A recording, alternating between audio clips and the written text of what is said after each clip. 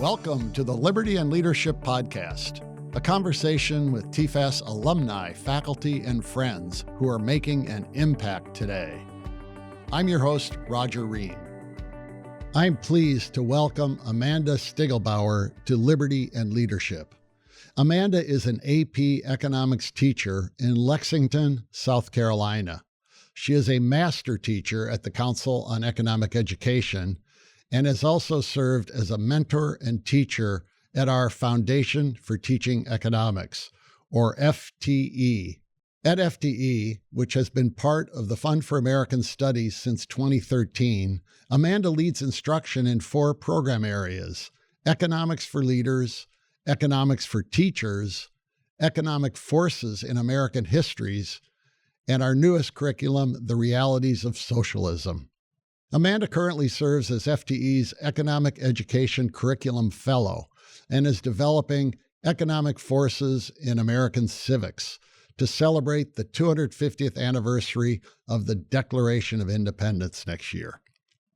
Amanda is an author of several educational resources, including lessons on Econ EdLink and the Teacher's Guide for AP Microeconomics and AP Macroeconomics. She is the 2019 recipient of the John Morton Excellence in Teaching Economics Award, presented by the Council on Economic Education, and she is a fierce advocate for the discipline of economics at the state and national level. Amanda, welcome to the show. Thank you so much, Roger. It's a pleasure to be here. Clearly, you've devoted your career to the subject of economics. What inspired you to be so passionate about the topic? That's a great question. So from a very early age, I always knew I wanted to be a teacher. I think I was teaching my brother out of books probably by the age of 3 or 4, and he was my loyal student. And it took me a while to figure out what I actually wanted to teach because I just loved learning so much. So when I went to college, I thought, well, maybe I'll major in elementary education because I love children. But I also had a really deep desire to learn more in history. And then enter my first economics class.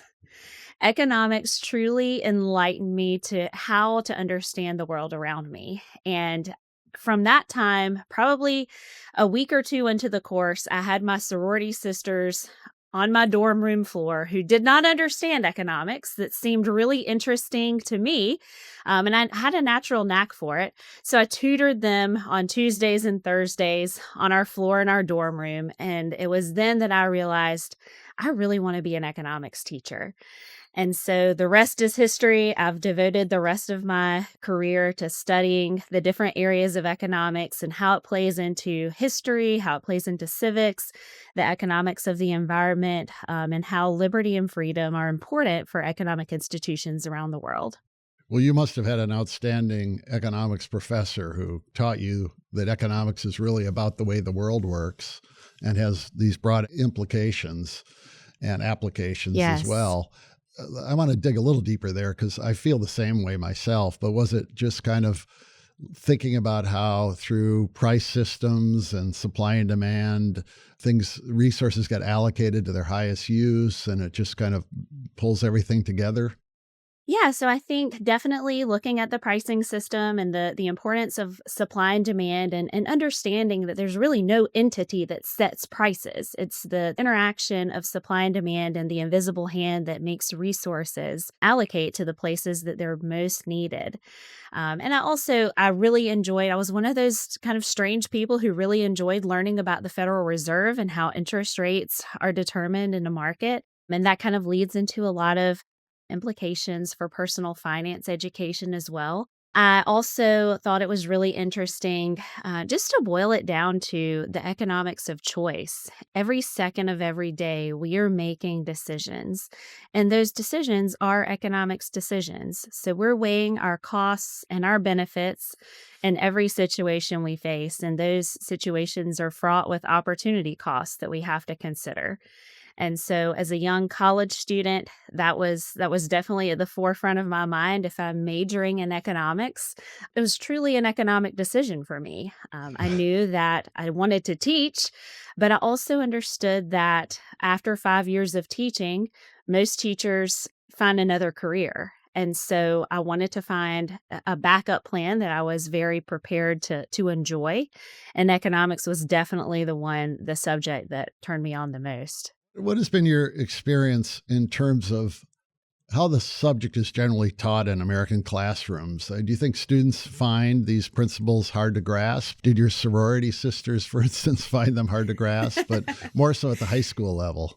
Yeah, so I think that both at the college level and at the high school level, sometimes these are hard concepts to boil down to basic human understanding. I think that one of the things that really turned me on to economics and helped me to propel into a good economics teacher is to making economics applicable to what's going on around in the world, and being passionate. So students, even my sorority sisters at the time when I was 18 years old, they saw that I was really passionate about what I was sharing with them. And even though it was hard to understand at the time, boiling it down to the basic principles and the ideas of choice, those things really resonated with them. So whether it was talking about if you're if you're going to spend the night studying or if you're going to spend the night out at a fraternity party, those are economic decisions that they faced, and those were definitely things that they were able to relate to. Yeah. So whether it was talking with college students or the high school students I see every day, making it about them and making it something that they're interested in and truly showing them how passionate you are about the subject really makes a difference. FTE has taken great pride in adopting an approach that uses activities in the classroom to illustrate economic concepts and hopefully give those concepts a stickiness that stays with the students who do our programs.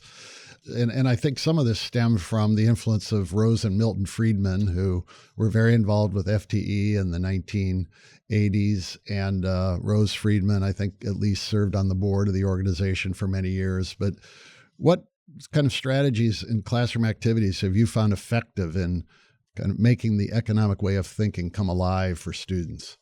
So I think that one of the reasons that I'm the teacher that I am today is because of the interactive simulations that FTE has tried and tested and proven for so many years.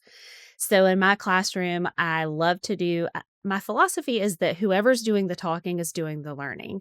And so I love for it to be a very active and, for lack of a better term, loud atmosphere where students are talking about the concepts or they're interacting in a simulation that is based on market principles of supply and demand, where they are either producers or consumers and they're trying to either purchase or sell a good like a computer chip, like one of our favorite FTE activities in the chips. And so that is an interactive simulation where it's truly a marketplace and it gets really loud, but that's where the learning occurs. So we could lecture all day long about how the interaction of supply and demand and the creation of that X between them creates a price and quantity. But as students are able to see and actually feel that price emerge in the market through simulations like in the chips, that's where the real learning occurs. And so I think not just that activity, but others as well, really help students to solidify not only their understanding, but to create a passion and love of economics from an early age. So, do you think, related to what you just said, that you can help your students then connect the economic concepts not only to their everyday life, whether to study or go out and party, but about kind of current events and issues that we grapple with in our country? Absolutely. So even with the most recent example of in the chips, that how prices are determined in a marketplace, it's so common to hear students and adults say, well, the president sets the price of gas. And so, doing a simulation like this, we can turn them around and say, well, we have a very market based economy with very little government intervention. And so, did we see that the government sets the price of gas, or do the interaction of producers and consumers together create this magical price and quantity that is exchanged in a marketplace? Well, for people listening today who might not be that familiar with our Economics for Leaders program, could you describe what it is and also how you first got involved in FTE? Absolutely. So, the Economics for Leaders program is, I think, one of my absolute favorite FTE experiences. So, we recruit high school students, generally sophomores and juniors in high school, who have an interest in both economics or business and leadership skills as well. And so, we bring them to college campuses around the country.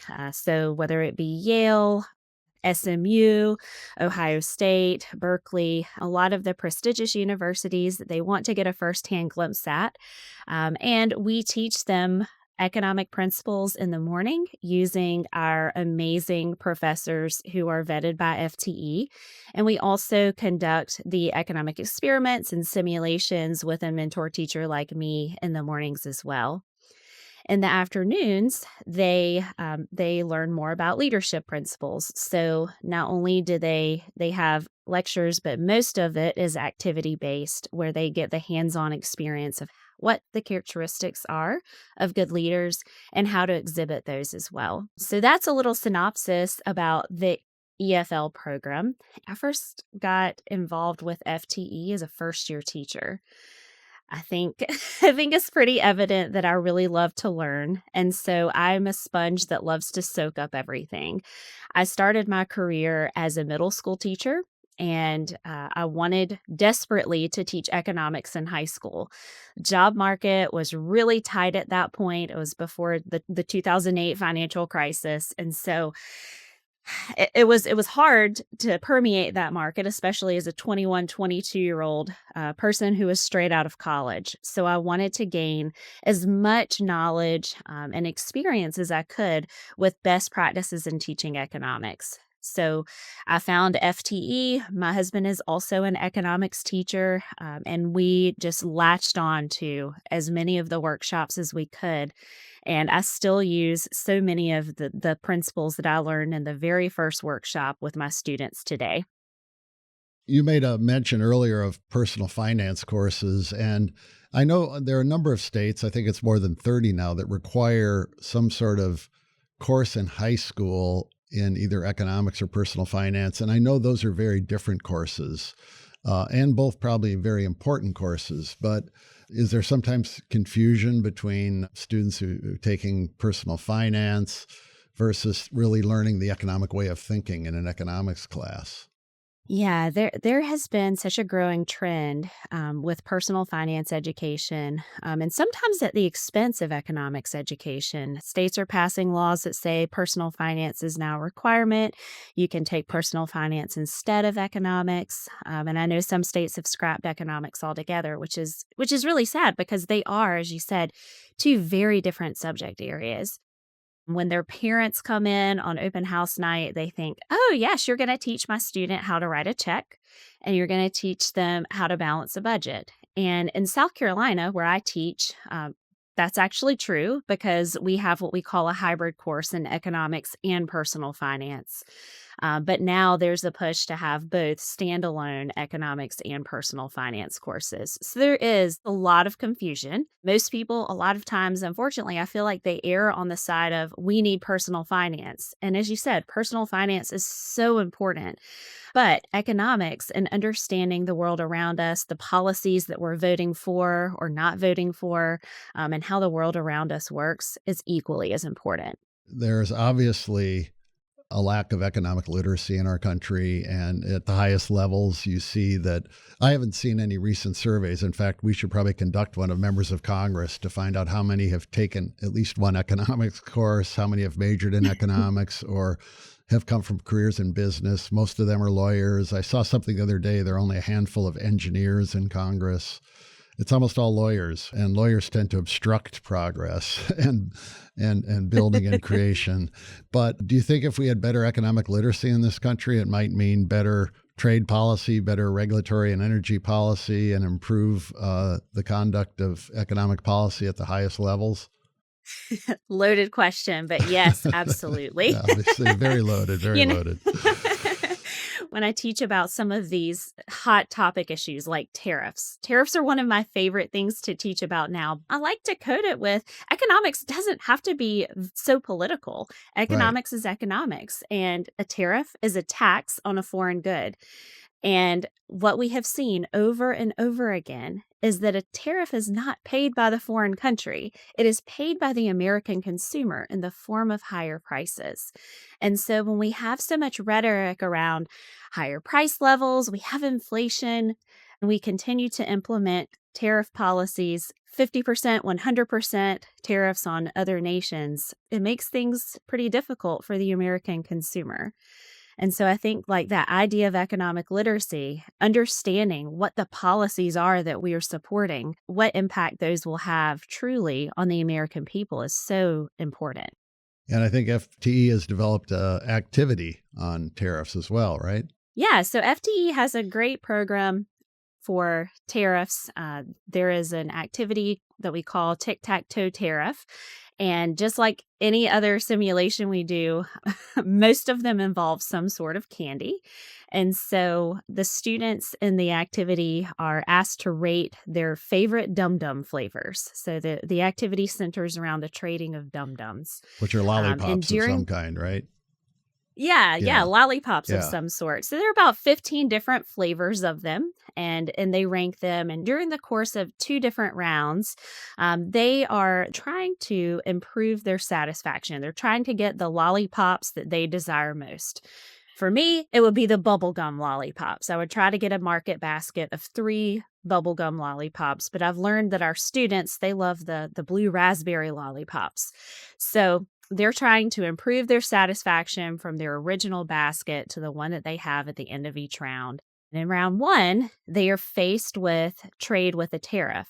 So divided into 2 different countries, country X and country O, they're still allowed to trade because just like with a tariff, you're still allowed to trade with another country, but you still must have to pay a price. And when we look at that, that cost is playing a game of tic-tac-toe with the person from another country that you'd like to trade with. So we increase the transaction costs like that so that they can see that a tariff imposes barriers, imposes a cost on the producer and the consumer. And then we have them compare in a second round how that compares to a round of free trade in which there is no tariff, there's no game of tic-tac-toe or cost associated with trading with a person from another country. And it's really interesting to see. We do a very quantitative look at this, what their happiness points are from round 1 versus what their happiness points are with free trade in round 2.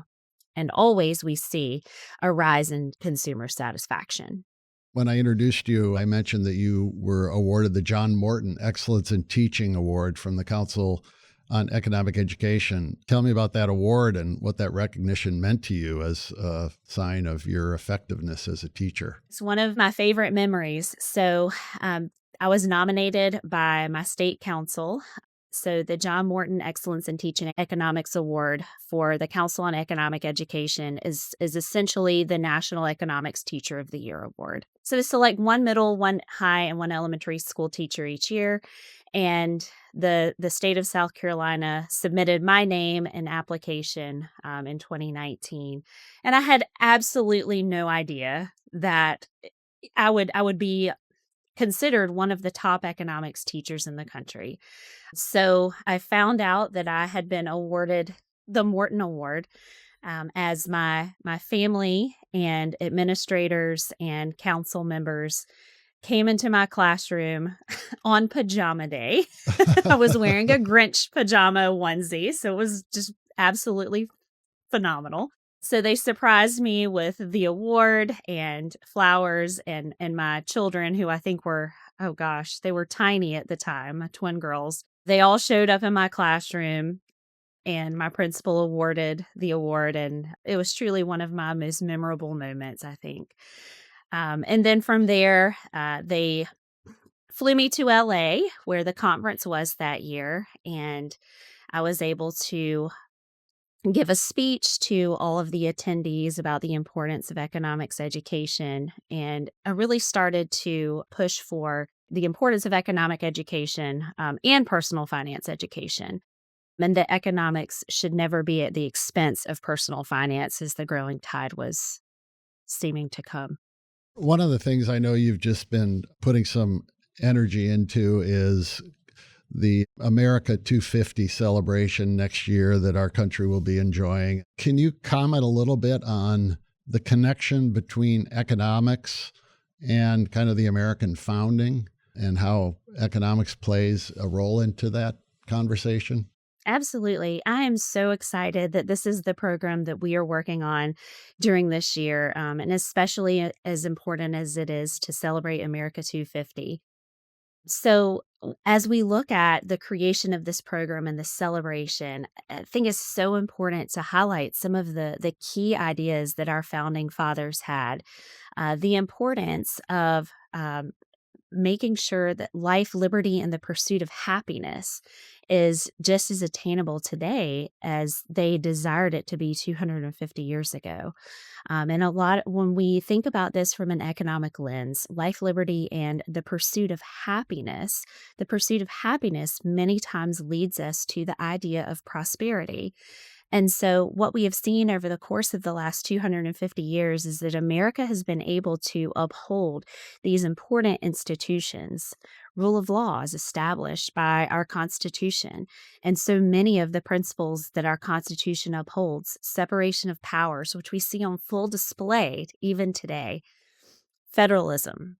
And we also see these ideas of free markets, free and open markets with very little government intervention. We see the idea of the encouragement of entrepreneurship. Those ideas are upheld within our Constitution. So these ideas of the things that have made America prosperous are the foundation. The foundation was established through our Constitution and continues to be so important to us today and our progress. And in the standard Economics for Leaders program that we offer students, there is an emphasis on the importance of institutions, right? In terms of a healthy economic system. There is, yes. So throughout the course of that week, we continually go back to the idea that the importance of the four institutions, private property rights, rule of law, entrepreneurship, and free and open markets are the basis for establishing a nation that is prosperous. When I talk to young people, I love talking about the index of economic freedom because they can just look at the world and see that countries with the greatest degree of respect for those four things you just named, private property and open markets and rule of law, those kinds of things lead to economic prosperity. And it's evident when you look at the rankings that the freest countries are the most prosperous, the healthiest and cleanest environments. And do you find that that is something you use as well in your teaching? Absolutely. I love the index of economic freedom. We have a couple of activities that even like pinpoint why that index is so important to look at. And one of the most recent pieces of curriculum that we've put out, entrepreneurship, there is an activity in which students are tasked with trying to find the perfect country to locate a business. And they're given some information about some of the different countries. They go to the CIA World Factbook and look at some information regarding four different countries that they're investigating. And they're trying to figure out where to establish the headquarters for a business that is creating a new app to help other people. So maybe that app is helping you deliver your groceries, or maybe that app is, to help you walk your dog when you're at work. But it's a helping app. And so at first they center around this idea of just focusing in on how many internet users they have and what is the Wi-Fi speed in those countries. So they have a very narrow focus when they're looking at the CIA World Factbook. But then when we reveal the Economic Freedom Index, they have a completely different lens, and they're able to look at it through that idea of, well, what about the institutions that these countries uphold, and how does that play into their ability to support business? And as you said, those places are the ones that we see the most prosperity and economic freedom. Now, another area of the FTE program that you've been involved in is the realities of socialism, kind of a newer endeavor from the last few years in that we worked with the Fraser Institute to develop that. Could you just kind of briefly give listeners an overview of what that curriculum is about? Absolutely. It's really fun because when we put the title out there, The Realities of Socialism, socialism is such a politically charged word today. And so many people think, oh, wow, these people are coming in here and they're really trying to teach us like how to be socialists, right? And so we continue to build on the ideas of economic freedom. We actually do take a really hard look at the Economic Freedom of the World Index in that program as well. But really comparing what socialist countries look like and what capitalist countries look like based on their institutions and their freedoms. And so what we have found is that most people see socialism as a welfare state. Basically, are we getting free healthcare? Free, such a 4-letter F word in economics, right? Are we getting free or government-funded programs? Whereas when we define socialism historically, we're looking at government owning the factors of production. So there are a lot of misconceptions surrounding the term socialism versus capitalism. And of course, capitalism continues to get a bad rap. But we have to continue to push this idea of, well, when we look at the Economic Freedom of the World Index and we look at these countries on a spectrum of how well they are able to uphold these institutions, countries that are able to uphold the institutions like rule of law and uphold the idea of the importance of private property, these are the countries and societies where we see prosperity occurring. And those are not socialist countries. So the idea of city-run grocery stores may not be that successful if it's tried in New York. City-run grocery stores. Wow. We even have an activity that tries to have students like get into the idea of, well, you're now running this, decide on what it is that you're producing and how you're going to produce it. And they fail every time. And how you're going to price it. Right? So I like to tell them, my teachers and my students in this program, that, one day Amanda's order might be a cinnamon dolce latte, half the sugar and oat milk. But the next day, it's going to be really hot outside. And so I don't want that hot cinnamon dolce latte, oat milk, half the sweetener. That day, I might want an iced vanilla latte from Starbucks.